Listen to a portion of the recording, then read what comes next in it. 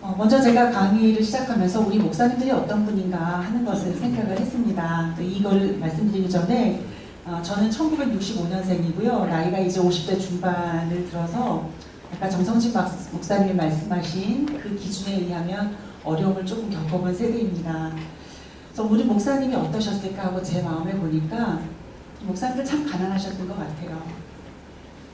그리고 성도들이 주시는 성미로 찾으셨고, 그래서 어떤 목사님은 그 자녀들이 그렇게 말했다고 합니다. 엄마, 우리도 좀 맛있는 밥을 먹을 수 없어요? 그러니까 성도들이 가져다 주시는 각각 다양한 쌀을 가지고 밥을 하셔야 되기 때문에 밥이 너무 맛이 없어서 자녀들이 그렇게 불평했다는 말씀을 들은 적이 있습니다. 누가 갖다 놓고 갔는지 모르지만 새벽기도 끝나고 나면 부엌에 놓여져 있는 그 반찬거리들 그렇게 사셨고요. 또 너무 가난하셔서 공부시킬 수 없는 상황에도 계셨고, 그러나 하나님을 향한 그 열정, 교회를 사랑하는 마음이 너무나 크셨기 때문에 전도하는 일에 참 열심히셨습니다. 그 목사님들은 우리 성도들을 참 사랑하셨습니다. 성도가 혹시라도 어려운 일을 만나게 되면 마치 자기 일인 양 그렇게 생각하면서 성도들의 일들을 돌보셨습니다.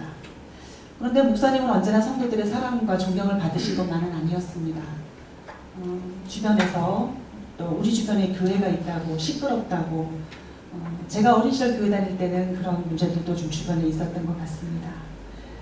그래서 교회를 냉대하고 멀리하는 이웃들 때문에 그렇게 눈물을 흘릴 때도 있었지만, 그러나 포기하지 않고 끝까지 기도하시고 전도해서 그 주변에 사람들이 교회로 나오게 되면 누구보다 기뻐하셨던 분들이 바로 목사님들이셨습니다. 그럼 그 목사님 혼자서 그렇게 애쓰셨나 보니까 그 목사님들 옆에는 늘 헌신된 그런 평신도들이 있었습니다. 목사님이 혹시라도 교회를 위해서 금식하시게 되면 목사님 금식하시는데 나는 밥 먹을 수 있으냐 하시며 함께 기도하시는 분들 계셨고요. 목사님이 전도하시면 그 옆에서 함께 다니시던 분들 계셨습니다. 목사님 철야 가시면, 산기도 가시면 늘 함께 기도하던 성도들. 그래서 우리 성도들은 목사님을 하나님처럼 그렇게 생각하며 섬겼기 때문에 늘 좋은 것을 목사님과 나누기를 기뻐하셨습니다. 저희 그 가정을 예를 들면, 저는 어렸을 때 아버지가 이북에서 혼자 내려오신 분이세요. 그 함경 그 한국분이신데 혼자 내려오셔서 저희 어머니 만나시고 결혼하셔서 사남매를 두셔서 그 사남매 공부시키며 사는 형편이 넉넉하지 않으셨습니다. 근데 어머니는 좋은 거 집에 생기면 저희들은 이렇게 눈이 반짝반짝해지잖아요. 저 맛있는 거 우리가 언제 먹게 될까. 근데 저희 어머니는 늘 이건 목사님 먼저 드려야 된다 그렇게 말씀하시고, 좋은 거 생기면 목사님 가져다 주셨습니다.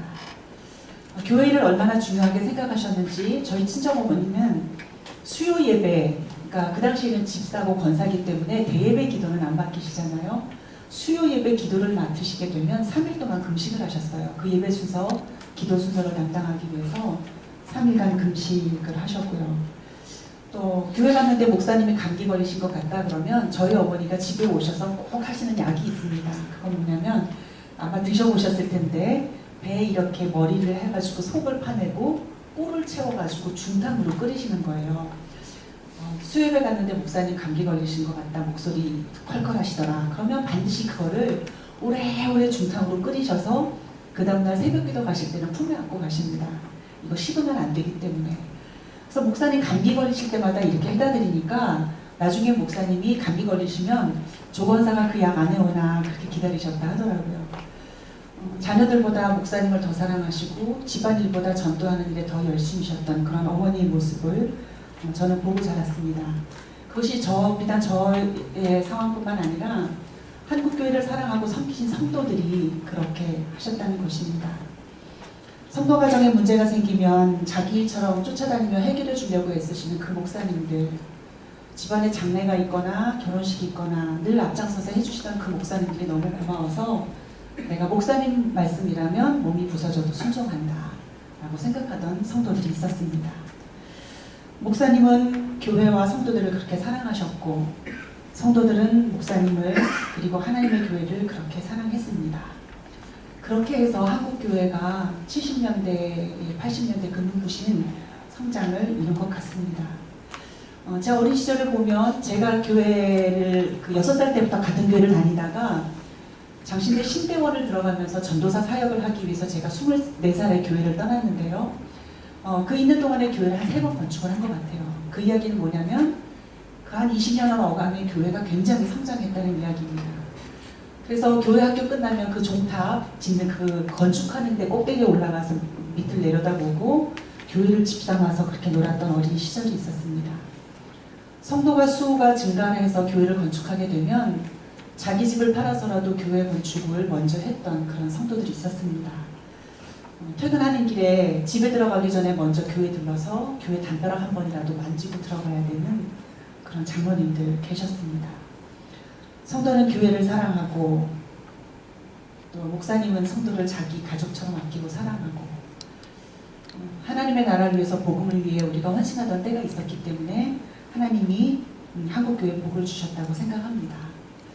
그리고 그때에 그 지도자들을 참 많이 배출한 것 같습니다. 교회가 목사님 말씀을 통해서 세상을 향한 사명을 알게 되었고 우리가 공부를 해야 되는 이유가 무엇인가, 우리가 이 힘든 공부를 하고 사회 속에서 지도력을 가져야 되는 이유가 무엇인가, 그것이 하나님 나라를 위한 영향력을 발휘해야 되는 것 때문이라고 알려주셨기 때문에 공부해야 될 이유가 있었고 열심히 살아야 될 이유가 말씀으로부터 복음으로부터 있었습니다. 그래서 교회는 사회를 이끄는 지도자들을 배출할 수 있었고 교회는 사회를 앞장서서 이끌어 나갈 수 있었습니다. 그런데 교회가 그 거룩함을, 그 본질을 상실하고 나서 거대함을 추구할 때에 교회는 사회를 향한 영향력을 상실하게 되었다고 생각을 합니다. 오늘 정성진 목사님이 기조 발제를 하시면서 제일 끝부분에 굉장히 중요한 말씀을 하셨다고 생각을 합니다. 성도는 세상을 위해서 부르심을 받은 사람입니다. 네, 맞습니다. 요한복음 17장 18절 말씀을 보게 되면 예수님께서 제자들과 함께 마지막 6월절 식사를 마치시고 나서 말씀하시는 가운데 한 대목이 이런 부분이 있습니다. 아버지께서 나를 세상에 보내신 것과 같이 나도 그들을 세상에 보내었습니다 하는 말씀입니다. 아버지께서 나를 세상에 보내신 것처럼 나도 그들을 세상에 보내었습니다. 우리 개역 개정 성경은 세상에라고 되어 있는데 그 헬라어 원문 성경은 에이스톤 코스몬이라고 해서 영어로 말하면 into the world라고 되어 있습니다. 그러니까 세상을 향해서 보내신 게 아니라 하나님께서 아들 예수를 세상 안으로 보내셨다는 것입니다. 아버지께서 나를 세상 안으로 보내신 것처럼 나도 그들을 세상 안으로 보내었습니다. 예수님께서 이제 십자가에 돌아가시고 그리고 부활하시고 우리에게 보혜사 성령을 보내셨을 때 예수를 그리스도로 고백하는 거룩한 사람들이 있어야 할 자리는 바로 세상이었다고 하는 것입니다. 너희가 세상의 소금이다, 너희가 세상의 빛이다 라고 했을 때 성도들에게 주신 사명은 그 빛이신 그리스도를 증거해야 될 현장이 세상이라고 알려주셨다는 것입니다. 그래서 저는 교회가 평신도를 훈련시키고 평신도 역량을 강화해서 세상 속에서 승리하게 만들어야 된다. 오늘 정 목사님 말씀하신 것처럼 필드에서 뛰어야 되는 선수들은 바로 평신도들이고 그리고 선수들이 그 현장에서 자기 선수 노릇을 잘 할 수 있도록 훈련시키고 그 다음에 기술도 가르치고 또 영양 보충도 하고 그래서 마음껏 승리할 수 있는 그런 선수로 훈련시켜서 내보내야 되는 그 자리가 교회이고요. 그런데 교회 성장을, 교회 본질을 추구할 때는 영혼을 사랑하고 영혼을 구원하기 위해서 전도할 때는 교회가 성장을 해갔는데 거대함을 추구하기 시작할 때는 그 본질에 대한 능력을 상실했다고 생각을 합니다. 그래서 성도들이 갖는 마음은 어떤 거냐면 목사님이 교회가 성장하기 위해서 성도들을 마치 이용하시는 것 같은 그런 마음이 들 때 성도들이 그 내적인 기쁨과 에너지를 많이 잃어버리게 되는 것이 아닌가 하는 것입니다. 저는 평신도 단체인이 여전도에서 16년을 지금 사역을 하면서 평신도들의 이 연합과 헌신이 얼마나 귀중한 것을 특별히 많이 생각을 하게 되었습니다. 처음에 왔을 때는 여전도회가 너무 힘들어서 한 2년만 하고 저 빨리 교회 가야지 라고 생각을 했는데 이 여전도회 연합운동을 위해서 그 먼 곳에서 오시는 우리 여전도 회원들 그분들이 각 교회 권사님들이시거든요. 여집사님들, 이제 장로님들이 많이 계시지만 그분들을 이렇게 일하게 하는 에너지가 무엇인가 라고 했을 때 그 중심에는 하나님을 향한 사랑이 있었습니다. 그리고 그분들이 얼마나 자기 교회를 사랑하시는지 모릅니다. 목사님들이 걱정하시는 부분은 뭐냐면 여전도회니까 전도해라. 그러니까 자기 교회에서 전도하게 해야지 연합회 자꾸 오게 하면 안 된다, 그런 말씀을 하셔요. 그런데 우리 여전도 회원들 마음에는 자기 교회만큼 사랑하는 것은 사실 없습니다. 그런데 이 여전도 연합운동을 어떻게 이렇게 헌신하게 되는가?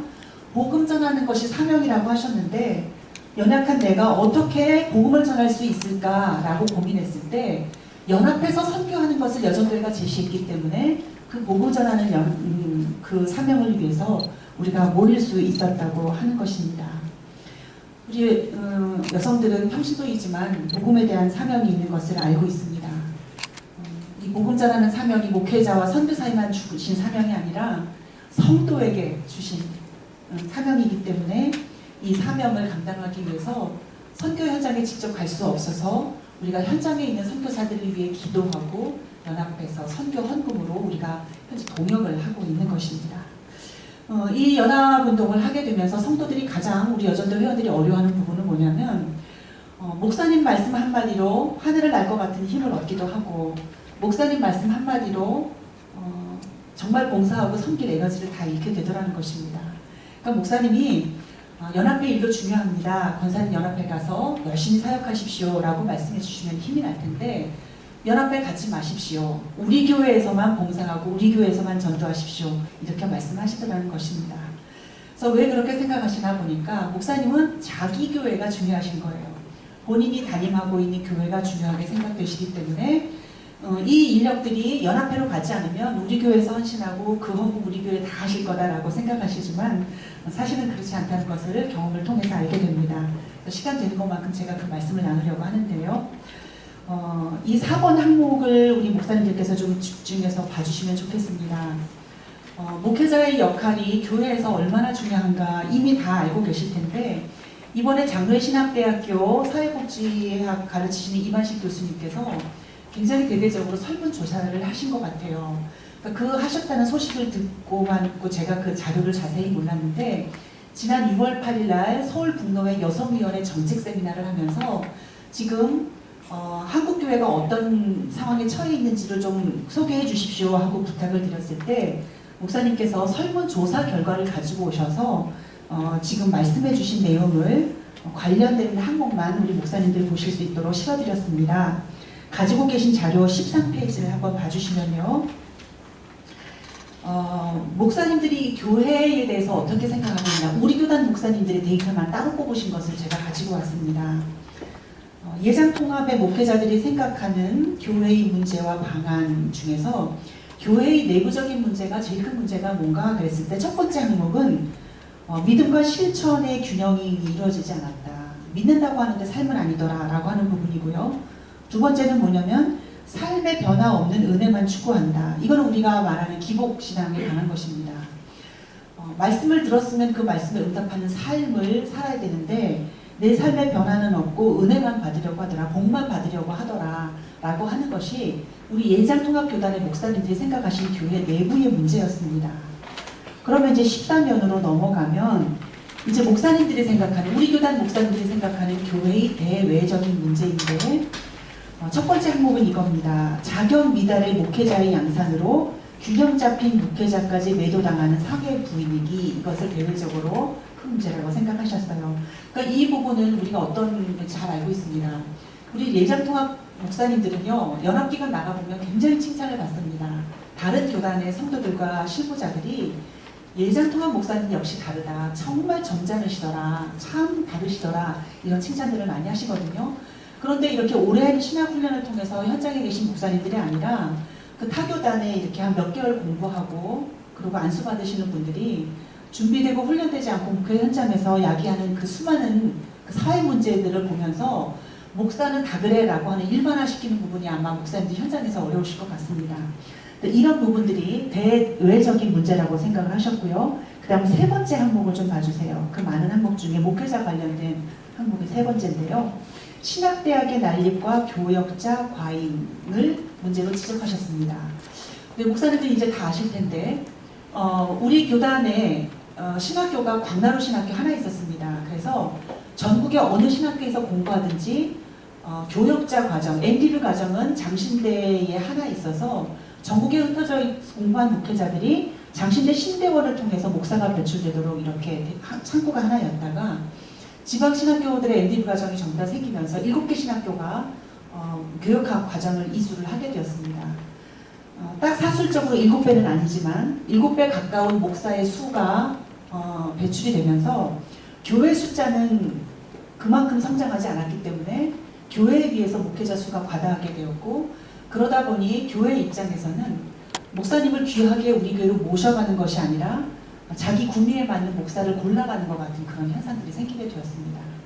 그러다 보니 목사님은 소신 있는 목회를 하시기가 어렵게 되었고, 그리고 성도 입장에서는 목사님을 귀하게 여기지 않는 이 풍토가 생겨지면서 교회가 참으로 영적으로 곤란하고 어려운 지경에 이르게 되었습니다. 그래서 지금 교역자 과잉 부분이 우리 교단 전체가 안고 있는 그런 문제라고 생각이 되는데요. 그러니까 목사님들, 우리 교단 목사님들이 어쨌든 교회의 대외적인 문제로 이런 부분들을 꼽아주셨습니다. 그리고 나서 세 번째 항목이 뭐냐면, 그러면 균형 잡힌 교회를, 건강한 교회를 만들기 위해서 뭐가 제일 중요하겠느냐라고 했을 때 우리 교단 목사님들 스스로 목회자의 자질 향상이 제일 중요한 부분이다라고 꼽으셨다는 것입니다. 다른 항목들이 많이 있어서 우리가 유심히 봐야 되지만 그래도 제일 중요한 것, 건강한 교회를 만들기 위해서 제일 중요한 것은 목회자다라고 말씀하셨다는 것입니다. 그 다음 아래에 있는 거는요, 향후 한국교회 선교회의 장애라는 부분인데, 교회가 지금 전도하기 어려운 때가 된 것이 맞습니다. 여러분, 성도들이 교회를 전도할 때, 성도를, 다른 사람을 전도할 때 우리가 보통 하는 자랑이 두 가지가 있습니다. 첫 번째는 뭐냐면 목사님 자랑이고, 두 번째는 교회 자랑입니다. 우리 목사님 정말 좋으신 분이야. 우리 목사님 말씀 정말 좋으셔. 우리 교회 한번 와서 목사님 말씀 들어봐. 첫 번째가 목사님 자랑이고, 두 번째가 교회 자랑이에요. 우리 교회는 정말 행복하고 화목한 교회야. 우리 교회 한번 나와봐. 근데 그 두 가지를 말고는 교회 전도할 수 있는 거리가 없다는 거예요. 그런데 교회마다 행복하고 건강하고 부흥하는 교회보다는 어려운 교회들이 많아지고 있기 때문에 평신도들이 전도하기가 정말로 어려운 때입니다. 그래서 교회 내에 문제가 생기면 그 주변의 이웃들이 걱정한다 그러죠. 안 믿는 사람들이 저 교회 어쩌려고 그래. 그렇게 안 다니는 사람들이 걱정을 한다고 합니다.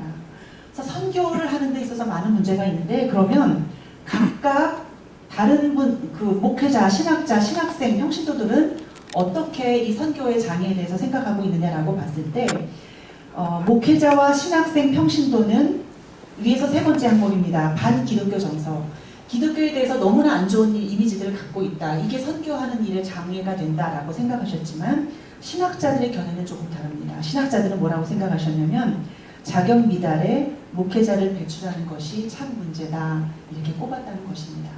이런 것들을 보게 되면 교회 안으로 갖고 있는 문제, 교회 바깥으로 갖고 있는 문제, 그리고 교회를 건강하게 만들기 위해서, 그리고 교회가 갖고 있는 선교적인 이런 장애들을 해결하는데 제일 중요한 부분은 뭐냐? 결국 목사님들이다, 목회자라고 하는 이 네 가지 항목에 종합적으로 볼 수 있겠습니다. 목사님들이 얼마나 중요한가? 그럼 저는 또 평신도 단체에서 일하는 총무의 입장에서 아까도 말씀드렸습니다만, 우리 여전도 회원들이 목사님이 연합회 가지 마라 라고 말씀하시면 목사님 말씀을 거역할 수가 없어서 너무나 마음 아파하고 어려워한다는 것입니다. 그런데 목사님들께서 그 생각을 한번 좀 다르게 해보시면, 목사가 노회에 가서 활동하는 것이 당연합니까? 안 당연합니까? 당연하시죠. 목사님들은 노회에서 노회원들이시고 노회에 가서 기여하시고 노회 발전에 함께 하시는 것이 마땅합니다. 그럼 평신도 여성들의 경우는 어떠하냐? 평신도 여성들이 연합회 가지 말고 우리 교회만 있어라 말씀하시는 부분이 타당하겠는가 하는 것입니다. 저희 여전도에 최근에도 또 어떤 일이 있었느냐면, 여전도의 연합회가 2월부터 4월이 되면은 연합회 총회를 하게 됩니다. 보통 지교회 여전도회가 11월이나 12월에 여전도회 임원 개선을 하고, 연합회는 2월부터 4월까지 총회를 하게 되는데, 어떤 교회에서 총회를 하겠습니다라고 저희한테 보고서를 보내게 되어 있어요. 저희가 그거가 집계가 다 끝났는데 어느 날 연합회 회장님 한 분이 막 너무너무 다급하게 연락을 하시면서, 그 교회 목사님이 총회 다 여전도에 총회하도록 허락해 주시고 다 허락을 받았는데 갑자기 연락이 오셔서 우리 교회 총회 장소 내줄 수 없다, 그렇게 말씀하셨다는 거예요. 그래서 지금 갑자기 총회 장소를 구할 수가 없어서 어떻게 될지 모르겠다 거의 울면서 전화를 하시는 거예요. 그러니까 목사님들이 생각하는 것과 다르게 목사님 말씀 한마디가 여전도회에게 굉장히 영향을 미치게 되는데, 우리 교회 언제든지 와서 모임하십시오 하는 목사님을 만나게 되면 여전도회는 정말 힘이 납니다. 그런데 와서 하십시오 했다가 갑자기 취소하거나 못해줍니다 이렇게 목사님을 만나게 되면 여전도 회원들이 정말 어려움을 겪는다는 것입니다. 근데 여전도 회원들이 연합회에서 무거운 그 연합회 임원의 직분을 맡게 되면 교회에 누가 되지 않게 하려고 몸이 부서져라 일하십니다. 정말 표현을 그렇게 하세요. 우리 담임 목사님이 내가 연합회 가는 것을 싫어해서 연합회 안 가게 하려고 교회에서 아주 어려운 걸 맡겨놓으셨다는 거예요. 그런데 연합회는 일할 사람이 없어서 나한테 임원을 맡겼는데 우리 교회도 중요하고 연합회 책임도 안 할 수가 없어서 두 가지 다 하려다 보니 나는 몸이 부서져라 합니다. 그렇게 헌신하십니다. 만약에 그럴 때 목사님 섬기시는 교회에서 여전도 연합회장 나오게 되면 우리 교회가 이렇게 여성 지도자를 배출해서 연합회를 위해 기여할 수 있는 인물이 탄생됐으니 우리가 기도하고 지원합시다. 이렇게 말씀해 주시면 참 좋을 텐데 목사님들 경우에 그렇게 해주시지 않는 경우가 많더라고요. 근데 목사님들 노회장 되실 때 교회 여전도회가 협력 안 하면 노회장 어떻게 하실 수 있겠어요? 목사님이 노회장 하시는 건 당연하다고 생각을 하시는데 우리 교회에서 나의 밑에서 훈련받고 양육되고 지도자로 훈련된 분이 연합회 나가서 회장이 되신다고 하면 목사님의 기쁨이 되면 참 좋겠습니다. 그런데 이제 목사님이 그렇게 협력해 주시지 않으면 늘 목사님 눈치를 보면서 연합회 나오셔야 되기 때문에 어렵다고 하는 거예요. 근데 그분이 연합회 회장을 영원무궁히 할 것이냐? 그렇지 않고 임기 끝나면 다시 교회로 돌아옵니다. 그래서 여전도에는 늘 이렇게 훈련받은 분들이 돌아가면서 이렇게 회장을 늘 하고 있는데 목사님들 좀 이렇게 마음을 넓혀주셔서 우리 교회에서 지도자가 나온 건 참 자랑스러운 일이다. 그 임기 동안에 그 교회 이름, 담임 목사님 이름 늘 어디 가든지 자랑하면서 연합회 회장하게 될 텐데 그렇게 목사님께서 좀 배려해 주시고 도와주시면 참 신이 나겠다 하는 생각을 제가 하게 되었습니다. 자, 가지고 계신 자료 중 15면을 좀 한번 봐주세요. 이 자료는 이제 우리 교단 자료이기 때문에 목사님들께서 조금 더 의미 있게 보셔야 되는데요. 2016년 9월 작년 교단 100일의 총회에 보고된 통계위원회의 자료를 제가 좀 간략하게 요약을 했습니다. 첫 번째 교세 현황에 대한 내용은요. 전년하고 대비해서 작년 총회 시에 보고된 노회 숫자, 교회 숫자, 목사 숫자, 장로 숫자, 세례교인 숫자, 전체교인 숫자입니다. 그런데 그 전해에 비교해서 숫자가 다 늘어났지요. 노회도 숫자도 늘어나고 지금 총회 끝난 이후에 노회가 천안아산 노회가 분립됐기 때문에 노회 숫자는 현재는 67입니다. 근데 이 모든 숫자가 다 늘어났는데 중요한 건 뭐냐면 교인 숫자가 줄었다는 거예요. 전체 교인 숫자가 얼마나 줄었냐면 21,472명이 줄었습니다. 근데 21,000명이 막 크지 않다라고 생각하시는지 모르지만 1,000명 되는 교회를 이루는 것이 얼마나 어렵습니까? 근데 이 21,000명이라고 하는 숫자는 1,000명 성도를 가진 교회가 지난 1년 동안에 21개가 없어진 셈입니다. 500명 되는 성도를 가진 교회가 42개가 1년 동안 없어졌다는 거예요. 우리 교단 안에서. 이 숫자는 굉장히 중요한 숫자입니다. 그런데 이 교단의 전체 교인 수 280만 명으로 봤을 때 목사 숫자 18,000명은 전체를 100으로 봤을 때 0.67%, 그러니까 채 1%도 되지 않는 목사님들이 이 전체 교회의 지도자이기 때문에 목사님들이 얼마나 중요하신 분들인가, 우리 교단 안에서 중요하신 분들인가 하는 숫자를 보여주는 거고요. 그 다음에 여성 목사, 여성 장로 숫자는 일단은 넘어가겠습니다. 제일 밑에 있는 성도수 변화를 좀 한번 봐주세요. 최근 5년 동안의 우리 교세 현황을 간략하게 정리한 것입니다. 전체 성도 숫자를 쭉 해드렸는데 2012년부터를 보게 되면 2012년을 기준으로 그 다음해까지 계속 늘었어요. 2013년에는 4만 1,000명이 줄었으니까 굉장히 많이 줄었고요. 그 다음에 1,619명, 2015년에는 조금 늘어났죠. 줄어드는 만큼 늘어났다가 작년에 다시 2만 1,000명이 줄어드는 내용입니다. 그럼 남자 성도, 여자 성도 숫자를 써드렸고 제가 비율을 설명을 해드렸는데 여자 성도 비율이 2012년 58%에서부터 지금 점점 줄어들고 있습니다. 이 얘기는 남자 성도들이 좀 늘어났다는 거예요. 상대적으로. 전체를 100으로 봤을 때 여자가 줄어들기 때문에 남자가 늘어나는 내용이 맞는데 이 여자 성도의 비율이 줄어드는 것이 어떤 의미를 갖고 있는가 하면요.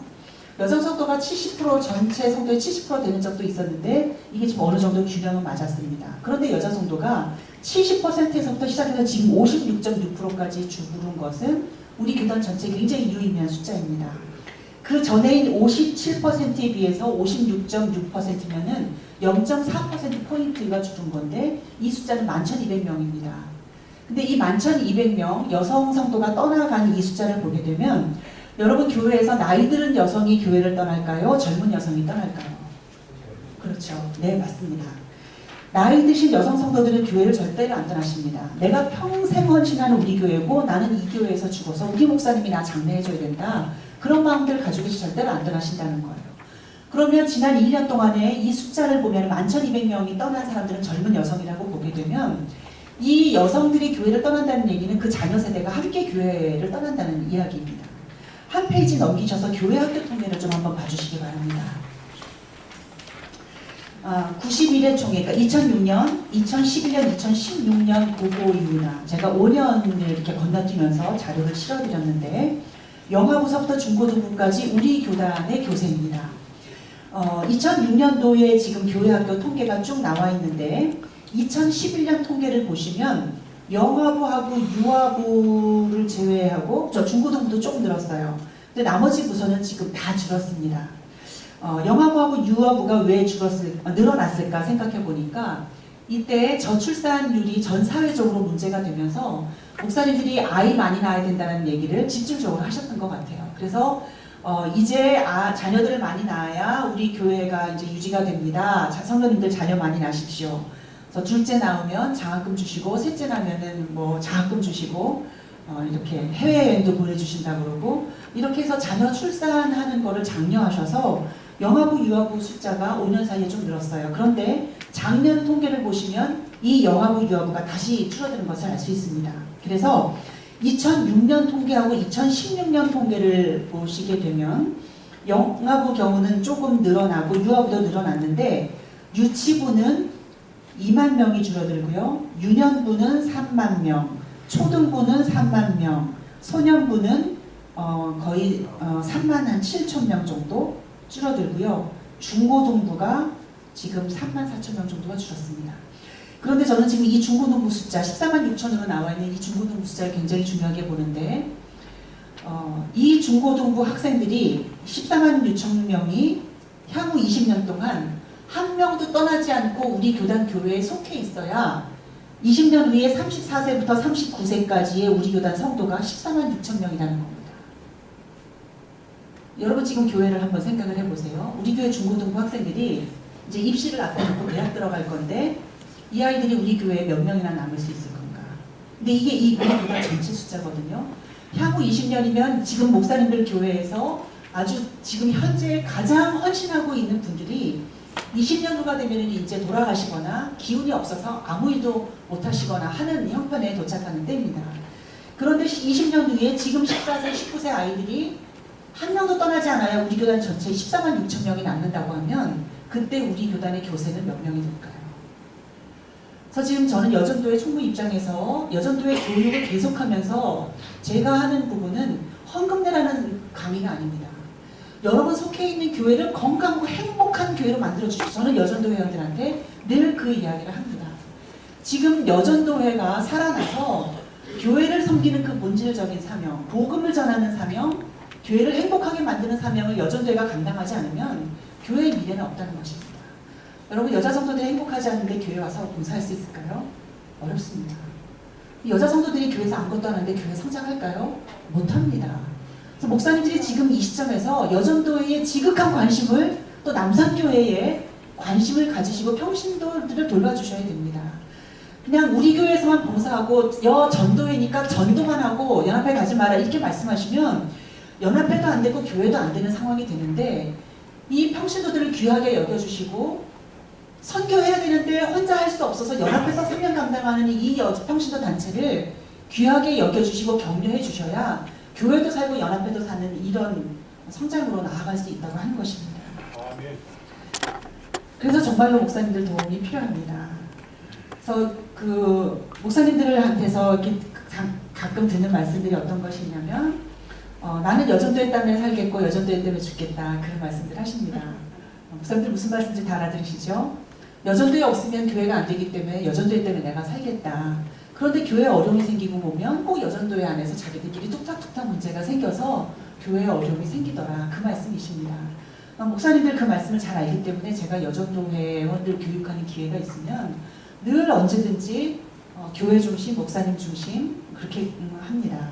근데 여전도 회원들이 간혹 교회에서 문제를 일으키는 경우가 있는데요.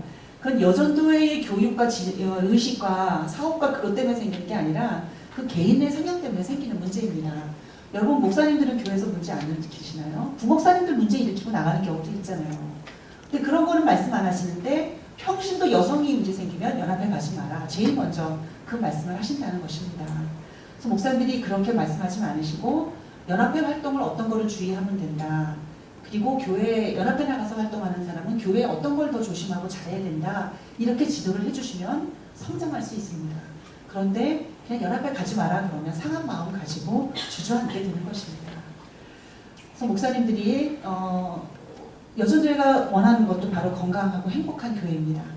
저는 또 평신도 지도위원회 전문위원뿐만 아니라 여성위원회 전문위원도 맡고 있어서 우리 교단의 양성평등에 관한 이야기를 늘 말씀을 드리게 되는데요. 지금 기회가 됐으니까 말씀을 드리겠습니다. 목사님, 우리 여성위원회는 여자들의 이야기를 하는 곳이 아닙니다. 여성위원회가 우리 교단 총회 안에서 만들어졌을 때 많은 분들이 여성위원회 만들면 남성위원회도 만들어야 되나, 이렇게 말씀하셨어요. 그런데 우리 교단은 105년 역사가 전부 다 남성위원회였습니다. 여전도에 있는데 여성위원회를 또 만드나? 여자들 거기 가면 안 되나? 근데 그게 아니고요. 여성위원회는 우리 교단에서 양성평등과 관련해서 중요한 정책을 만들고 우리 교단의 발전에 기여해야 되는 총회 부서입니다. 그 총회의 일을 하기 위해서 국내 선교부가 만들어지고 세계 선교부가 만들어진 것처럼 우리 교단의 중요한 양성평등에 관한 일을 연구하고 제안을 하고 결정할 수 있도록 위임받은 부서가 여성위원회라고 하는 것입니다. 그런데 목사님들 생각은 여성위원회는 여자들끼리 한다고 생각하셔서 여성위원회를 실행위원으로 오시는 목사님들은 별로 안 좋아하시더라고요. 근데 요번이 여성위원회가 교단총회에 기여할 수 있는 굉장히 중요한 때입니다.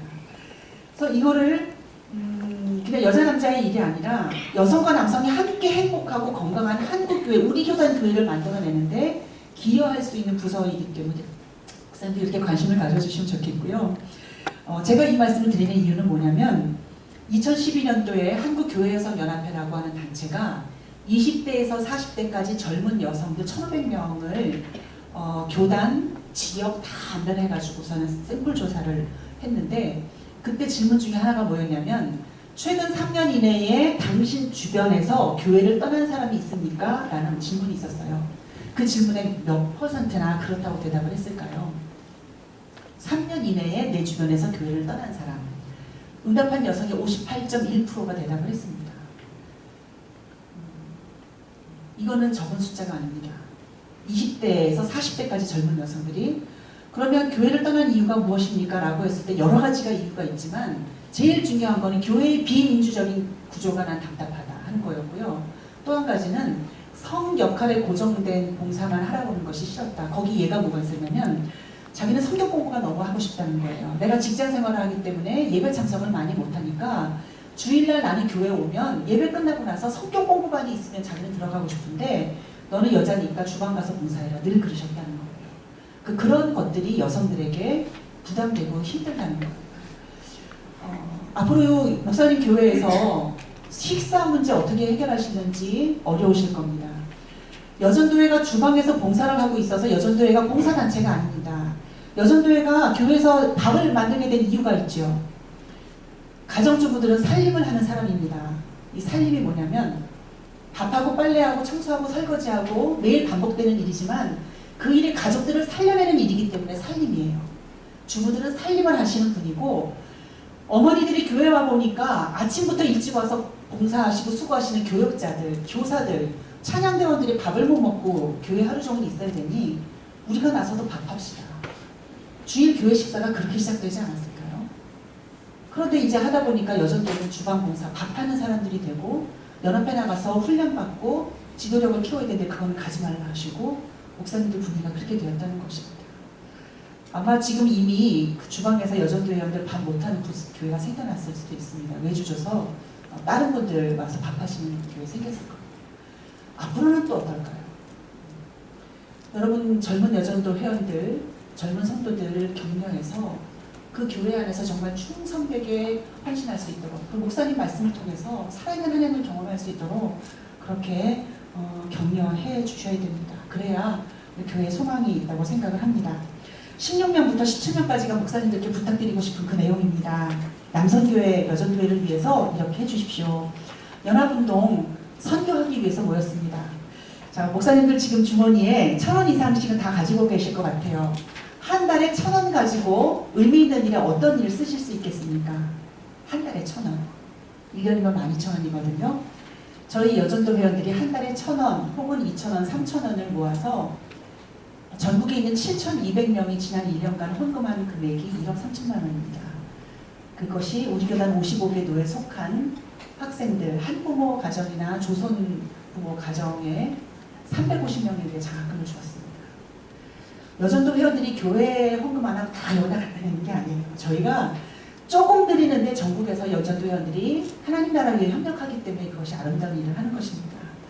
여러분이 1년에 3,000원 가지고 선교를 위해서 어떻게 쓰실 수 있습니까? 우리 목사님들 선교를 위해서 3,000원, 1년에 3,000원입니다. 우리 여전교회가 1961년부터 군선교를 후원했는데요. 군목제도가 생긴 그 다음 해부터 군선교를 후원해서 지금 전국에 있는 우리 여전도 회원들이 1인당 3,000원 군선교원금을 가지고 우리나라 육해공군에 있는 1,004개 교회 중에 절반을 여전도회가 건축했습니다. 이번에도 연구대교회를 협력을 하고 있는데 우리 교단총회에 6억 요청이 들어왔고 노회를 통해서 목사님 교회에 아마 요청이 다 갔을 겁니다. 그거 헌금 안 들어다 하더라고요. 근데 저희 여전도 회원들 이 헌금 하기 위해서 새우도 안 사 입고 커피 안 사 마시고 안 쓰고 절약해서 하나님께 헌금 드려서 저희는 앞으로 2년 동안 올해하고 내년까지 해서 5억 헌금 드릴 겁니다. 여전도회가 왜 군선교를 위해서 이렇게 열심히 하냐? 군대에 있는 그 사람들은 미래의 가장이 될 사람들입니다.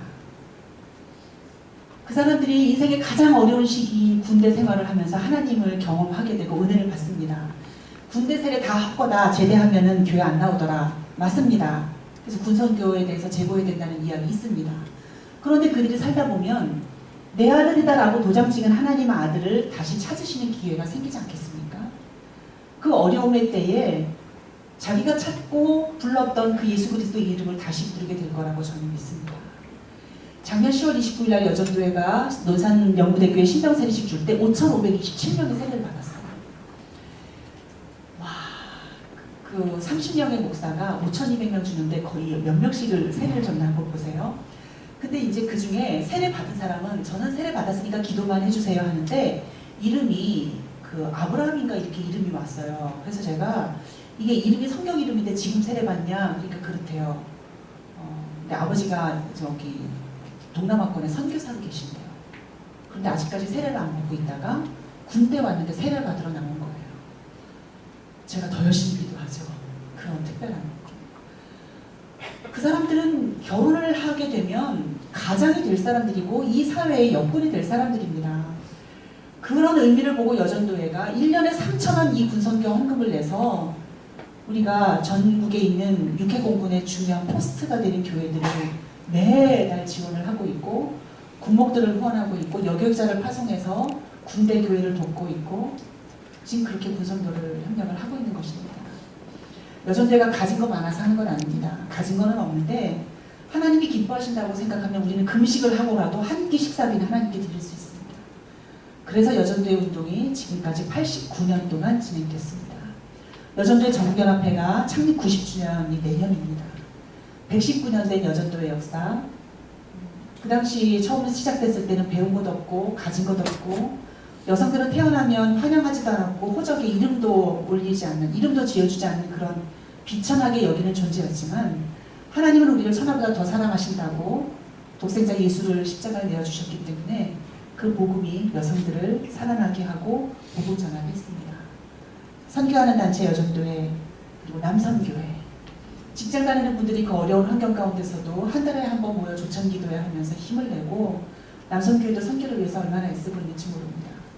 제가 여전도의 총무이기 때문에 오늘 여전도의 말씀을 조금 더 많이 드렸지만, 그러나 평신도 단체인 남선교회 여전도에 우리 목사님이 귀하게 여겨주시고 지원해 주십시오. 그래서 구체적으로 도와주실 내용이 뭐냐면, 지교회에서 성도들에게 말씀해 주세요. 남자 성도들은 남선교회에 가입하고 여자 성도들은 여전도에 가입하십시오. 그 한 말씀 해주시면 됩니다. 대한민국에 태어나면 대한민국 국민 되는 것처럼 예장통합교회에 소속한 성도면 다 선교회원, 전도회원입니다. 연합해서 이 사람 감당하기 때문입니다. 노회에서는 이렇게 도와주십시오.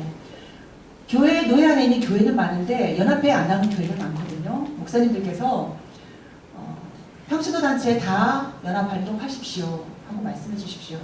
저희가 설교 원력을 만들기 때문에 목사님들이 연합회 가지 마라 말씀하시는데, 선교 원력 5,000원 그 한복 팔아서 저희가 42개 선교지 후원하고 있습니다.